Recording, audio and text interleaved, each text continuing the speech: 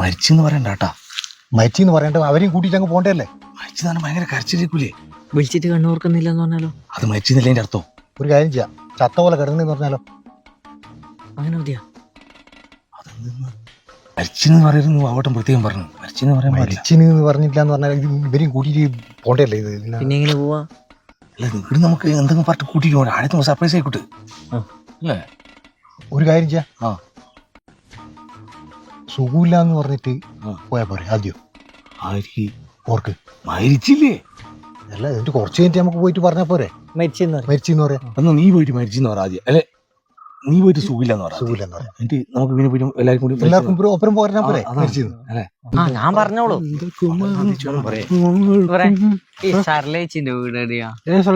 മറ്റേ രാമാട്ടന്റെ മോളെ കൊണ്ടുവന്നേ തെക്കേ രാമട്ടന നേരെ പോയിട്ട് വലത്തോട്ട്. എങ്ങനു അർലച്ചിന്റെ അച്ഛനല്ലേ രാമാട്ടെ, ഊർ മരണപ്പെട്ടു പോയി. ആ കാര്യം പറയേണ്ടിട്ട് നമ്മള് പെട്ടെന്ന് സംഭവം ഉണ്ട്. അങ്ങനെ അത് മരിച്ചെന്ന് പറയാൻ പറ്റില്ലല്ലോ. അതുകൊണ്ട് ഇപ്പൊ പറയാണ്ട് പോലെ ആലോചിക്കാം. ഇത് ഭയങ്കര കരച്ചിലായിക്കൂലേ? കരച്ചിലായത് കൊണ്ട് എന്താ ചെയ്യാലേ. സർലേച്ചിന്റെ അച്ഛനല്ലേ? അതെന്റെ അച്ചാച്ചനാണ്.